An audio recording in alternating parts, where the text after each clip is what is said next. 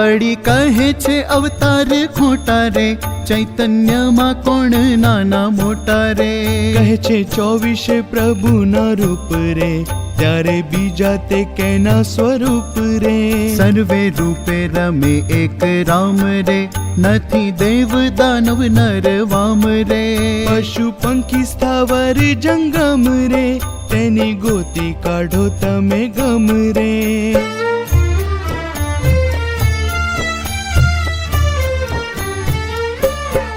સર્વે પંચભૂતના પુતળા રે, શોભે રૂપે અનુપ સઘળા રે. તેમાં ચૈતન્ય ચમત્કારી રે, તે તો રહ્યું છે સહુને ધારી રે. ચૈતન્ય ચૈતન્ય નહીં ફેરવાલ રે, દીવો દીવી મહેતાબ મશાલ રે. એમ ચૈતન્ય ચૈતન્ય એક રે, પિંડ પરથી કહે છે અનેક રે.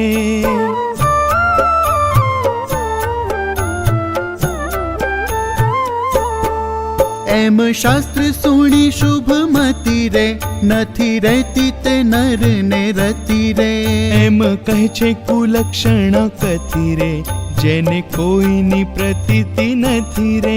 તીર્થ વ્રત નિમ સદાચાર રે, તેના કાપનારા છે કુઠાર રે.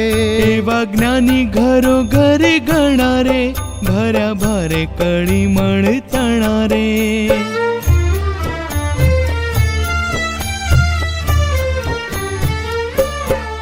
એનું કેમ સમજવું કોને રે, ભારે સંશય એ તમે ભાંગો ને રે. સત્ય વાતના થોડા કહેનાર રે, અસત્ય વાતના કહેનારા અપાર રે. મઠ મંદિર ને અપાસરે રે, ચોરે દ્વારે એ જ વાત કરે રે. વાટે ઘાટે એનો જ ઉચ્ચાર રે, ચૌટે હાટે એ વાત વેપાર રે.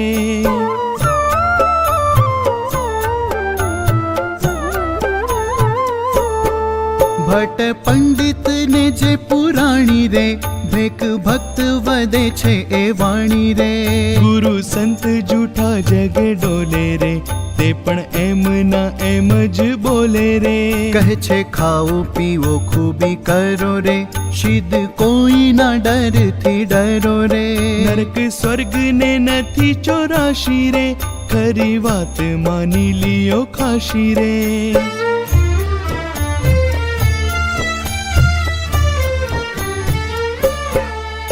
જય સ્વામિનારાયણ. વળી કહે છે અવતાર ખોટા રે, ચૈતન્યમાં કોણ નાના મોટા રે.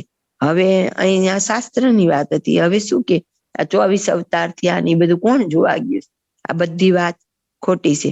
ચૈતન્યમાં કોણ નાના મોટા રે, તો કે દરેક દેહની અંદર રહેલો ચૈતન્ય એક સરખો જ છે, એમાં વળી કોણ મોટું ને કોણ નાનું? કહે છે 24 પ્રભુના રૂપ રે, ત્યારે બીજા તે કેના સ્વરૂપ રે. આપણે એમ કહેવાય છે હિન્દુ શાસ્ત્રમાં કે 24 અવતાર ભગવાન ના થઈ ગયા, તો કે ચૈતન્ય તો એની અંદર હતો.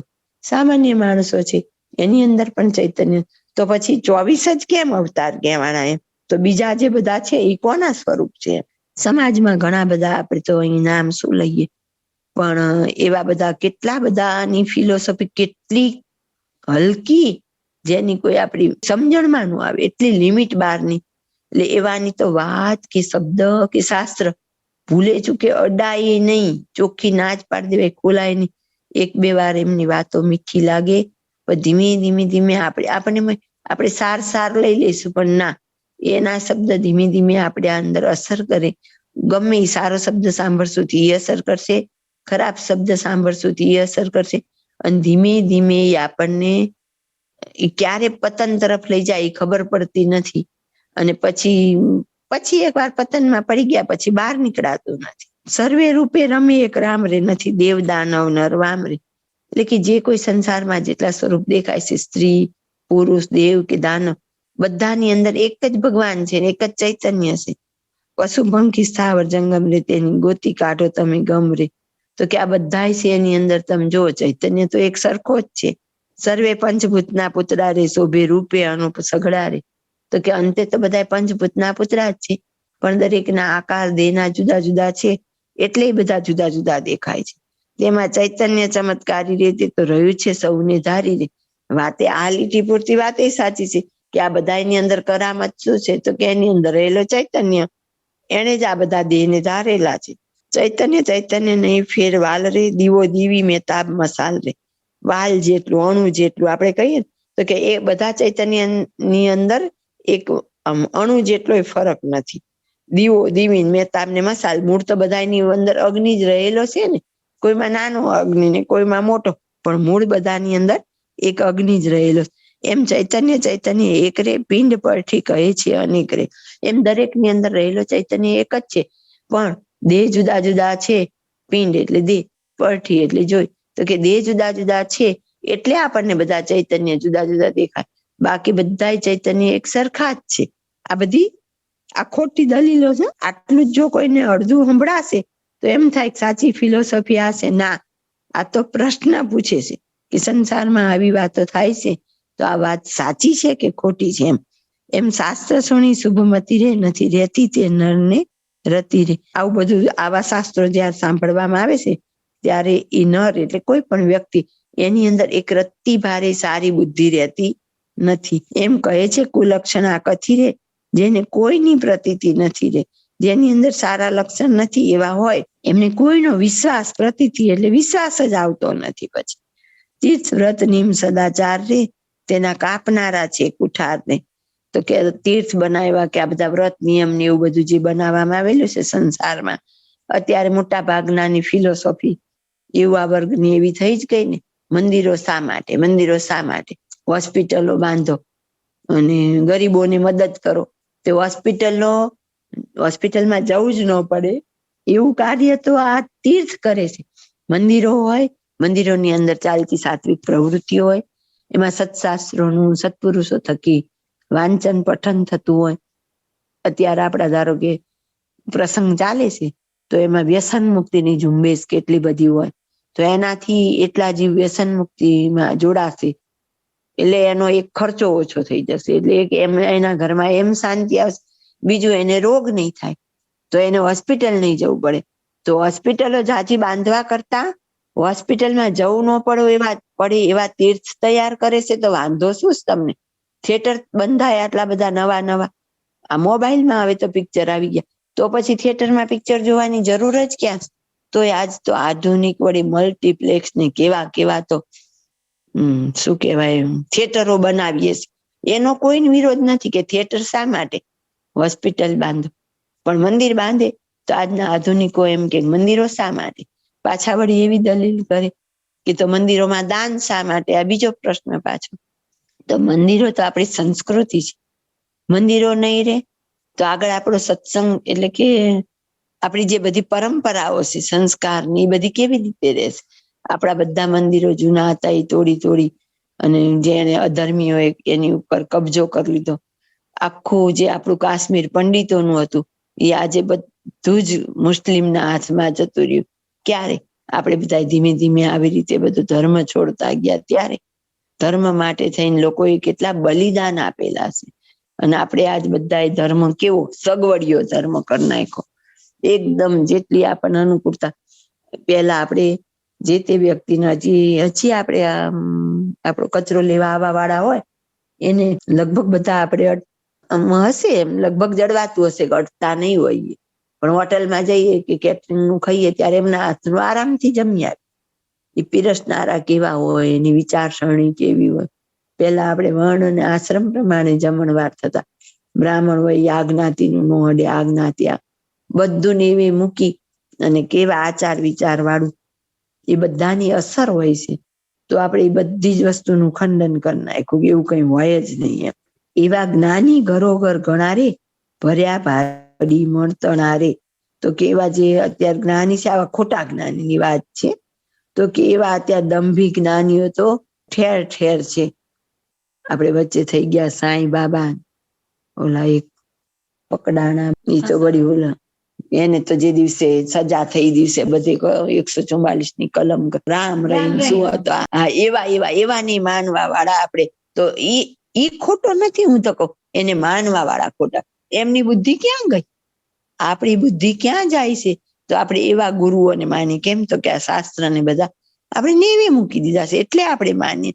પાછી બાહ્ય રીતે એમની પ્રવૃત્તિઓ કે સ્કૂલ ચલાવે છે, હોસ્પિટલ ચલાવે, અને પછી જેલમાં હોય તો પાછા આપણે એમ કે કૃષ્ણ ભગવાન જેલમાં ગયા આ તો એમની લીલા છે. તો પછી આ શું થયું? આંધળા છીએ ને આપણે બધા.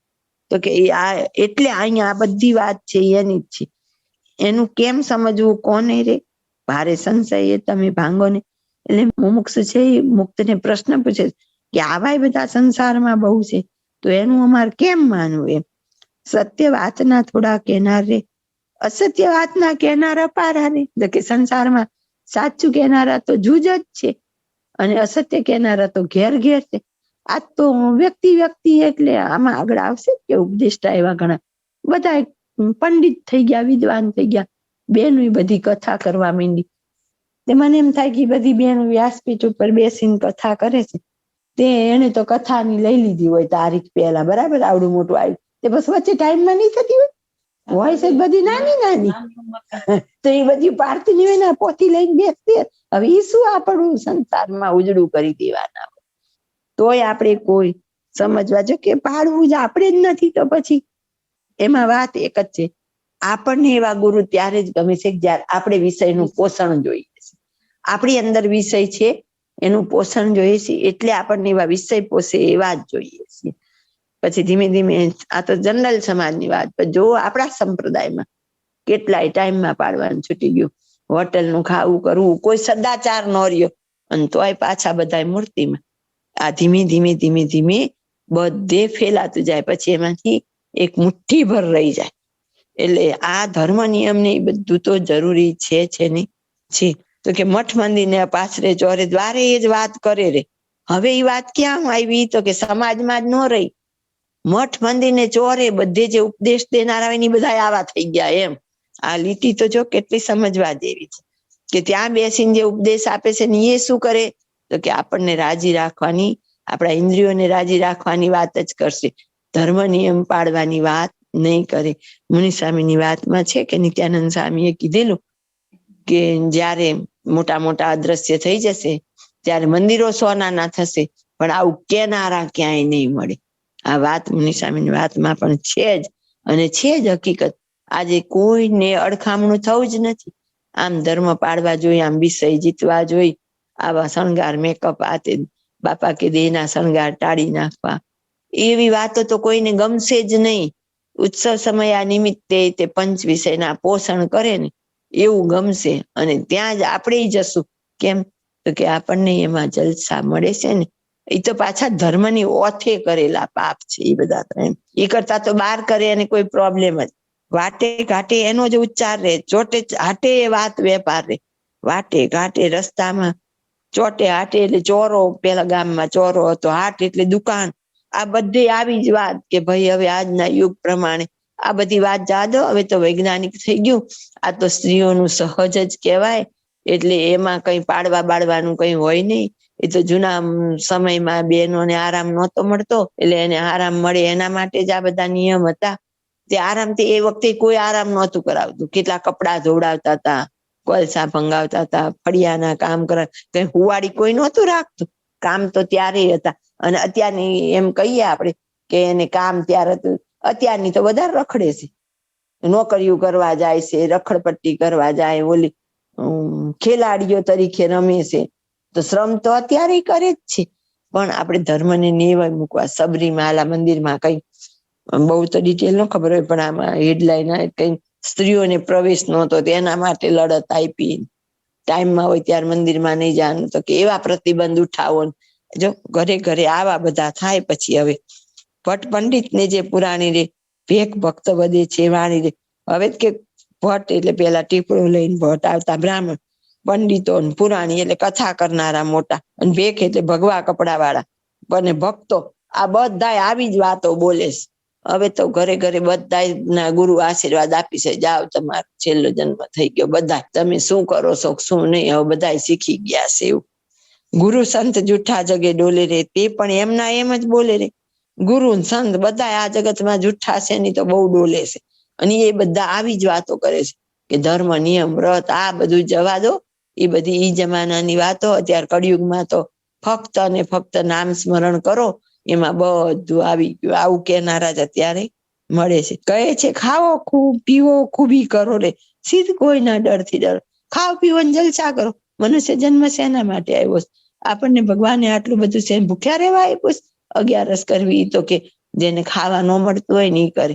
આપણે તો ખૂબ જલસા કરો. ભગવાને આટલું બધું આપ્યું છે, મન ફાવે એમ ખાઓ, મન ફાવે એવું પીવો. અડધી રાત્રે બહાર જો, રાત્રિ બજાર થાય ખાવાની પાછી. આ બધું જ કળિયુગનું અસુરનું લક્ષણ છે. અનાજ ઉપર દ્રષ્ટિ પડે ખાલી તો જ્યારે મહાભારતનું યુદ્ધ ચાલતું હોય અને ભીષ્મ પિતામહ એકે પાંડવોનો નાશ નથી કરતા, ત્યાર પછી કૌરવો વિચાર કરે કે હવે કરવું શું? આ તો ભીષ્મ પિતામહ નથી આ લોકોને કઈ કરી શકતા એમ. ત્યારે કે ભીષ્મ પિતામહની બુદ્ધિ બગાડવી હોય તો એક કામ કરો, એ જયારે જમવા બેસે ને એમની થાળી છે ને એ કોઈ નબળા વ્યક્તિ હોય ને એની ચંડાળ, એના હાથની સ્પર્શ થયેલી કે દ્રષ્ટિ પડેલી એમની થાળી આપો. કે ભીષ્મ પિતામહ તેમના રૂમમાં જમે છે, ત્યાં સુધી એ ચંડાળને લાવવો કેમ? ત્યારે શકુની મામા યાદ કરાવે દુર્યોધનને કે તારાથી વધારે ચંડાળ કોણ હોય? તો કે હવે ઈ જમાનામાં વિચાર કરો, ભરી સભામાં દ્રૌપદી તો સતી અને પોતાની ભાભી છતાં એની આબરૂ લૂંટવાના કામ કર્યા. ખૂબ બુદ્ધિ. ભગવાન તો એની મળ્યા હતા, કૃષ્ણ ભગવાન તો એની સામે જ હતા, સાથે ને સાથે જ હતા. પણ છતાંય ભગવાન મળી જવાથી એ કઈ બુદ્ધિ સુધરતી નથી. એ તો એવા સારા ગુરુ મળવાથી, સત્શાસ્ત્રનું પઠન સત્પુરુષ થકી કરવાથી જ મળે છે. એટલે ત્યારે પછી દુર્યોધન દ્રષ્ટિ કરે છે અને પછી ભીષ્મ પિતામહની બુદ્ધિ બગડે છે ખાલી દ્રષ્ટિથી. આ તો હોટલ થિયેટર ઓલા ખુમચા વાળા જે ચારે બાજુ એવાના હાથનું બધા જમીન જલસા કરે, પછી બુદ્ધિ કેવી હોય? આસુરી જ હોય ને. હવે તો ઘર એવા બનવા માંડ્યા, રસોડા જ ઉડી જશે. લો કેવી સરસ લેડીઝ બધી નીકળે કામ ધંધે, ઘરમાં ખાવું પીવું કે જે આપણી વ્યવસ્થા હતી બધી વ્યવસ્થા એક બાજુ. નર્ક સ્વર્ગ ને નથી 84 જે ખરી વાત માની લિયો ખાસી રે. એ શું કે દુનિયામાં કઈ નર્કે નથી સ્વર્ગે. આજ લગભગ માણસ આવું બોલે જ છે. કોણ જોવા ગયું નર્ક ક્યાં છે સ્વર્ગ ક્યાં છે? એ બધી તો ખોટી વાતો છે એમ કે. જય સ્વામિનારાયણ.